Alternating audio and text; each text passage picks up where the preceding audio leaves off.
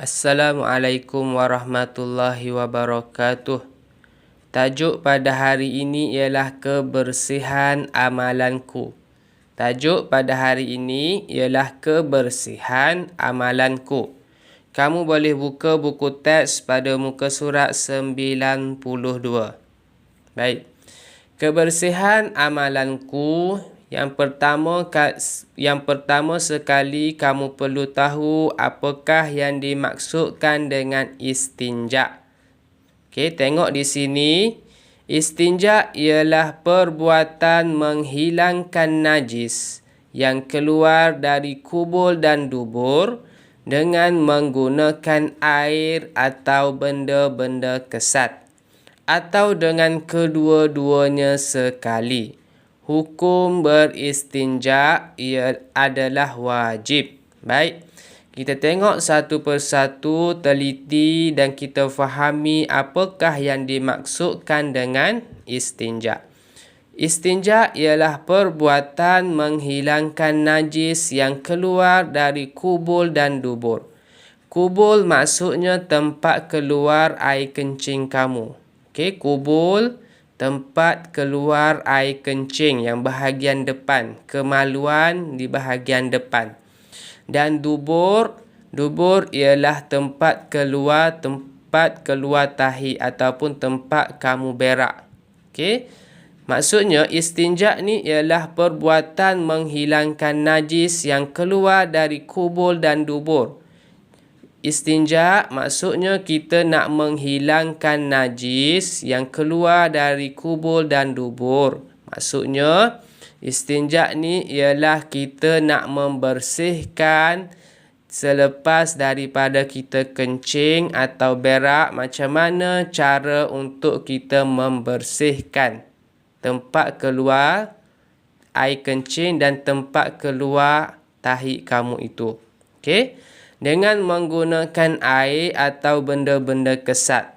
Okey, istinja kita nak bersihkan air kencing, kita nak bersihkan selepas kencing dan berak itu dengan menggunakan air atau benda-benda kesat, atau menggunakan kedua-duanya sekali. Baik. Hukum beristinja adalah wajib. Hukum beristinja adalah wajib. Kalau selepas kencing dan selepas berak kamu tidak bersihkan kubul dan dubur kamu, itu adalah berdosa. Maksudnya selepas kencing dan selepas berak kena bersihkan. Okey? Baik. Seterusnya kita tengok perbualan antara guru dan murid ni. Okey?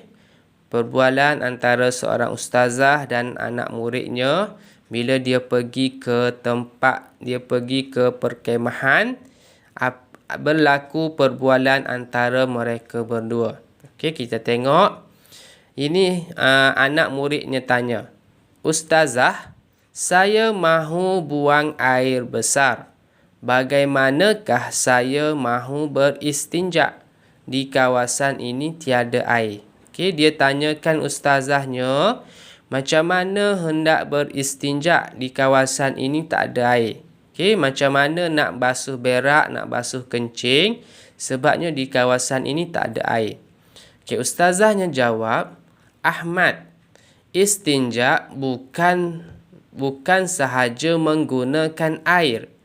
Kita juga boleh menggunakan benda-benda kesat seperti batu dan tisu." Okey, ustazah ni bagi tahu istinja bukan sahaja menggunakan air. Maksudnya kamu nak basuh berak, nak basuh kencing bukan sahaja menggunakan air. Kamu juga boleh gunakan benda kesat seperti batu dan tisu. Okey? Ni yang ustazah tu bagi tahu. Seterusnya ustazah tu bagi tahu lagi, jika kita menggunakan air, cara beristinja ialah gunakan tangan kiri ketika beristinja. Bersihkan kubul atau dubur dengan air mutlak. Okey, cara kita nak membersihkan kubul dan dubur selepas kencing atau berak, dengan menggunakan air, yang pertama kita gunakan tangan kiri. Okey. Kita basuh tempat keluar air kencing, tempat keluar tahi itu dengan menggunakan tangan kiri. Okey, selepas itu bersihkan kubul atau dubur dengan air mutlak. Baik. Membersihkan kubul atau dubur menggunakan air mutlak dan menggunakan tangan kiri. Gosok dengan menggunakan tangan kiri.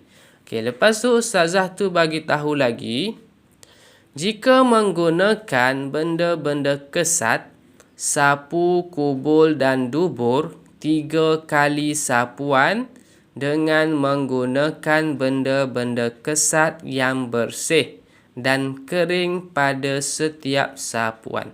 Okey, jika menggunakan benda-benda kesat, sebelum ni ustazah tu bagi tahu cara membersihkan, cara beristinja menggunakan air mutlak.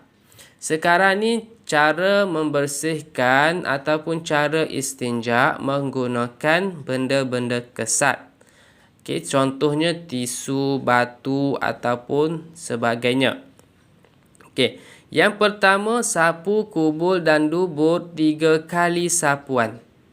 Okey, awak ambil benda kesat itu dan sapu tempat keluar air kencing, tempat keluar tahi itu dengan menggunakan benda kesat, sapu sebanyak 3 kali.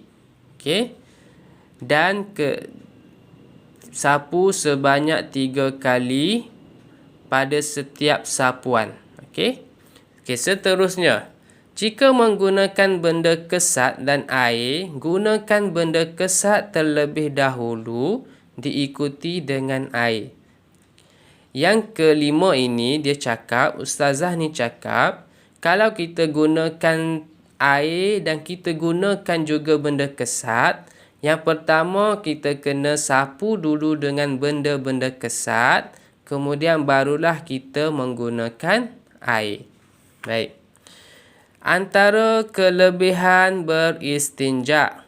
Okey, antara kelebihan beristinja, ibadah solat diterima. Yang kedua, kesihatan terpelihara. Ketiga, terhindar daripada penyakit.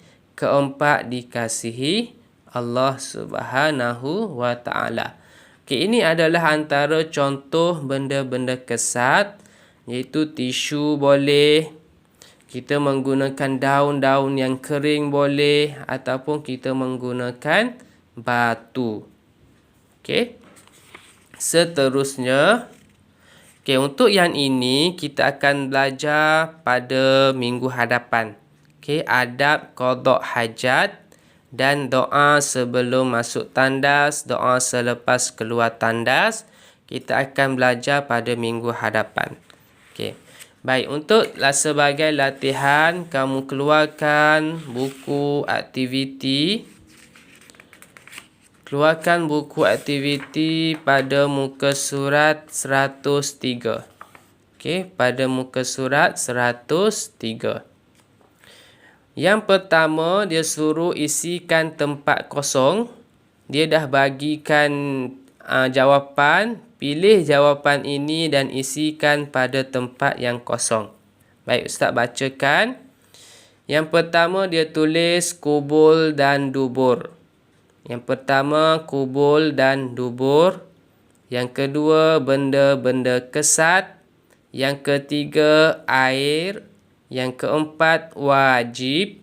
Yang kelima najis. Okey.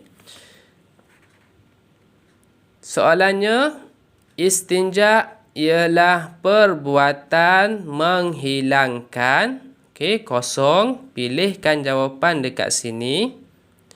Yang keluar dari kosong dengan menggunakan kosong atau kedua-duanya sekali. Hukum beristinja adalah kosong. Okey. Pilih jawapan dekat sini, isikan bahagian yang kosong. Okey, nombor 2. Warnakan alat yang boleh digunakan untuk istinja. Okey, warnakan alat-alat yang boleh digunakan untuk istinja. Okey, ada 1, 2, 3, 4, 5, 6, 7 gambar. Kamu pilih gambar yang boleh digunakan untuk istinja. Okey, di sini Ustaz bagi tahu. Tadi Ustaz tak bagi tahu. Yang ini Ustaz bagi tahu tulang. Tulang ini tidak boleh digunakan untuk istinja. Sebabnya tulang ini adalah makanan jin. Okey, tulang adalah makanan jin. Maksudnya bila jin ni makan tulang dan kita tidak boleh gunakan tulang ini untuk beristinja. Okey, yang lain kamu pilihkan mana bahan ataupun barang yang kesat. Okey, benda-benda kesat yang boleh digunakan untuk beristinja. Okey. Yang seterusnya pada muka surat 104, dia suruh nomborkan mengikut urutan cara beristinja. Okey, ada 1, 2, 3, 4, 5, 6. 6 ini kamu letakkan nombor cara mengikut turutan. Letakkan nombor mengikut turutan cara beristinja dengan betul. Okey, contoh, bersihkan najis dengan air mutlak menggunakan tangan kiri. Okey, tuliskan nombor berapa. Faham? Okey, yang pertama, bersihkan najis dengan air mutlak menggunakan tangan kiri. Yang kedua, mencedok air dari kolah. Okey, seterusnya, ulangi sapuan sebanyak 3 kali. Setiap sapuan menggunakan tisu yang baharu. Seterusnya, menyapu kubul atau dubur dengan tisu yang bersih dan kering menggunakan tangan kiri. Menyapu kubul dan dubur dengan 3 biji batu yang bersih dan kering menggunakan tangan kiri. Bersihkan sisa najis dengan air mutlak. Okey, tuliskan nombor 1 ataupun nombor 2 ya. Okey, contoh dekat yang sini nombor 1, bersihkan najis dengan air mutlak menggunakan tangan kiri. Okey, yang ini yang pertama, contoh. Mencedok air dari kolah. Okey, yang ini yang pertama, dan sini adalah yang kedua. Okey, yang pertama, cedok air dari kolah. Yang kedua, bersihkan najis dengan air mutlak menggunakan tangan kiri. Okey, yang ini cuba buat sendiri dan yang ini pun cuba buat sendiri. Okey, terima kasih. Itu sahaja untuk hari ini. Assalamualaikum warahmatullahi wabarakatuh.